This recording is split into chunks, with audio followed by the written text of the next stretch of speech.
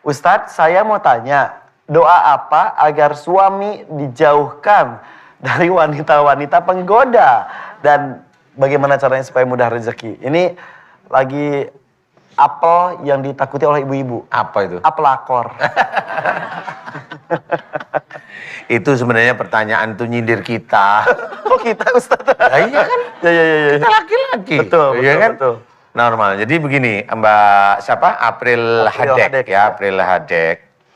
Sebenarnya doa itu akan tergantung dengan iman dan amal soleh. Jadi dikabulkannya doa itu tergantung iman dan amal soleh. Wa yastajibul ladzina amanu wa amilus solihat. Jadi Allah akan mengabulkan doa orang yang beriman serta mengerjakan amal soleh. Nah, jelas.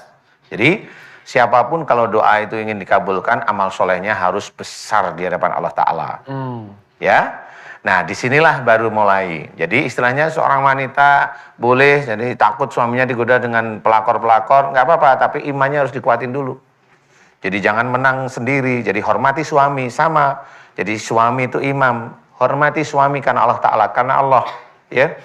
Jadi menikah dengan suami harus karena Allah Ta'ala, menikah dengan suami oke lah, hampir semua rata-rata orang Islam itu menikah dengan suami hanya gara-gara cinta, rata-rata ya. Gara-gara seneng, cakep, punya uang banyak, itulah yang tapi setelah menikah cobalah berubah menuju ke arah Allah. Sehingga nanti doanya tetap harus doa pingin keluarganya sakinah, mawaddah, warahmah. Kan itu doa bagus sebenarnya. Nah, cuma ada yang sudah doa begitu suaminya kecantol sama apel tadi. Nah, ini ada sedikit doa ya. Sebenarnya doa ini sebenarnya doa yang rahasia dari saya, tapi bolehlah kalau mau didengerin sebentaran. Ibu-ibu langsung semangat, bapak-bapak panik. Jadi yang pertama adalah doakan suami itu menjadi suami yang soleh. Yang kedua itu suami bisa menjadi imam bagi keluarganya. Yang ketiga itu bisa bertanggung jawab dunia akhirat. Yang keempat itu dijauhkan suami dari perbuatan dolim. Yang kelima dijauhkan suami dari perbuatan maksiat. Titik. Amin. Saya nggak mau ngulangi lagi. Itu doanya. Ya Allah, baca tadi. Ya, apa ya tadi apa ya? Karena itu bahaya kalau sudah begitu. Maksudnya bahaya itu apa? Wah, ini bahaya beneran. Karena memang doa ini kalau memang istrinya soleh beneran, doa ini dikabulkan. Ya. Gitu. Dan satu hal bahwa doa itu tidak selamanya harus selalu menggunakan bahasa Arab. Enggak. Doa pakai bahasa Arab, tapi boleh, ketika kita ingin berdoa pakai bahasa Indonesia. Iya, ngikutin aja sesuai dengan keperluannya. Sesuai keperluan kita aja nggak apa-apa. Karena doa memang dibagi dua. Doa mengikuti ajaran Rasul, ya. Ya, ada dalam hadis Muslim boleh, ada dalam Quran diambil silahkan, nggak ada persoalan. Yang kedua ada doa dengan keinginan kita, tapi tetap baik. Ya, jadi jangan keluar dari syariat. Doa pingin ditabrak truk, pingin ini nggak boleh yang seperti itu. Doa yang baik. Nah, banyak sekali ibu-ibu, banyak sekali saya cerita ibu-ibu pejabat. Ini doa saya kasih yang hampir-hampir mirip kayak gitu. Habis itu suaminya ketangkep KPK, ketangkep polisi. Begitu.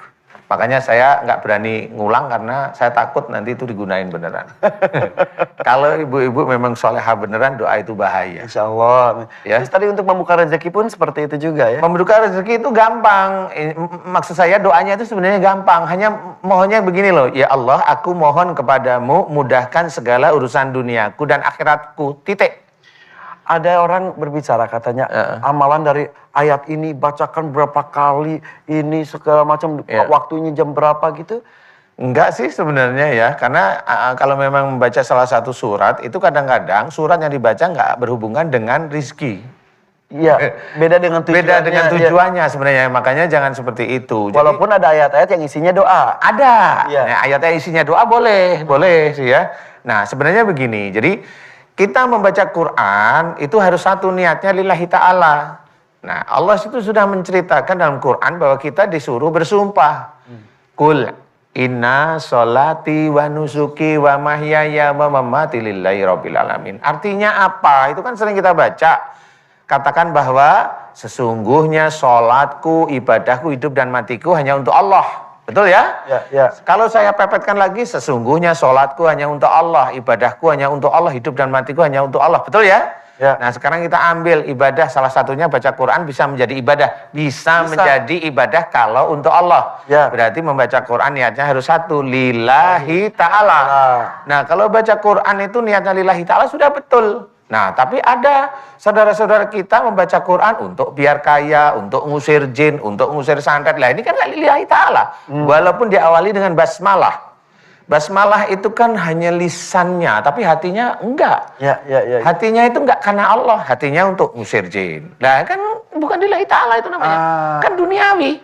Ya. Padahal di ayat yang lain, umpamanya surat Al-Isra ayat 18 menceritakan bahwa kalau kita itu menginginkan duniawi akan disegerakan oleh Allah Ta'ala.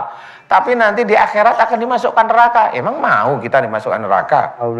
Nah, disitulah harus kita ketahui. Jadi jangan sampai tertipu dengan bungkusnya seperti Islami. Nah, itu maksudnya. Jadi kalau doa biasa aja, doa yang baik kayak tadi. Rezeki, nggak usah minta rezeki itu yang aneh-aneh. Ya Allah berikanlah saya istana, nggak usah. Ini kan doanya Nabi Sulaiman. Iya, apakah iman kita itu mirip kayak Nabi Sulaiman? Kan gitu ya. Ya. Makanya tadi saya berikan doa itu, ya Allah mudahkan segala urusan duniaku dan akhiratku. Amin, cukup. Nah, nanti kalau kita itu ada kesulitan, Allah akan menaikkan satu tingkat selesai. Kan gitu. Satu tingkat selesai, tapi selesai dunia dan akhirat. Nah, itu yang penting. Jangan minta duniawi aja.